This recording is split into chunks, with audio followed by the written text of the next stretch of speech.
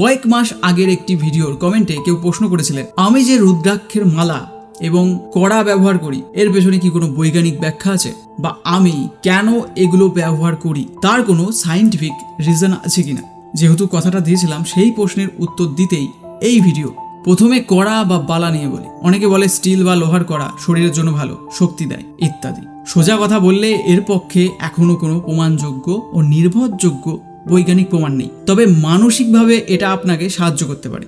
আমি যেভাবে ব্যবহার করি সেটা বললে বিষয়টা পরিষ্কার হবে। আমি এটাকে এক ধরনের হাত কড়া হিসেবে ব্যবহার করি। যখন কোনো গুরুত্বপূর্ণ কাজ বা পড়াশোনা করি তখন এটা হাতে থাকে। এটা পড়ার সময় নিজেকে একটা স্পষ্ট নিয়ম দিই, যতক্ষণ এটা পড়ে থাকবো ততক্ষণ ফোন হাতে নেব না। কাজ শেষ হলে অন্য কাজে যাওয়ার আগে এটা খুলে ফেলি।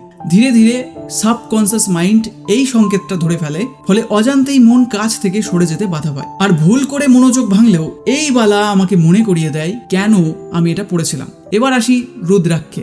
হিন্দু বিশ্বাসে 5 মুখী রুদ্রাক্ষকে শিবের সঙ্গে যুক্ত করা হয়। এটা সবচেয়ে প্রচলিত রুদ্রাক্ষ, তাই অনেকেই বলেন সবাই পড়তে পারে। বিশ্বাস অনুযায়ী এটি শান্তি, সংযম ও স্থিরতা দেয়। এগুলো বিশ্বাসের বিষয়, এর কোনো বৈজ্ঞানিক সার্টিফিকেট নেই। তবে আধুনিক বিজ্ঞানের দৃষ্টিকোণ থেকে সবচেয়ে উল্লেখযোগ্য গবেষণাটি করেছিলেন BHU বিজ্ঞানী ডক্টর সুহাস রায়। গবেষণায় দেখা গেছে যে রুদ্রাক্ষের বীজের মধ্যে ইলেকট্রোম্যাগনেটিক এবং ইন্ডাকটিভ ক্ষমতা রয়েছে। আমাদের শরীর একটি জৈব বৈদ্যুতিক বায়ো ইলেকট্রিক নেটওয়ার্কের মতো কাজ করে। রুদ্রাক্ষ যখন শরীরের সংস্পর্শে আসে তখন এটি হার্টের ধড়ফড়ানি বা রক্তচাপ নিয়ন্ত্রণে সাহায্য করতে পারে বলে দাবি করা হয়। তবে ভিডিওটা পজ করে এই লেখাটা অবশ্যই পড়বেন। এবার আমার ব্যক্তিগত অভিজ্ঞতা বলি। আমি রুদ্রাক্ষ ব্যবহার করছি প্রায় 2017 সাল থেকে। এটা আমার 4 নাম্বার রুদ্রাক্ষের মালা, কারণ থ্রেড ব্যবহার করতে করতে ছিঁড়ে যায়, আর তখন 108টা বীজের মধ্যে 2-1টা হারিয়ে যায়। এই কারণেই 4টে মালা ব্যবহার করতে হয়েছে।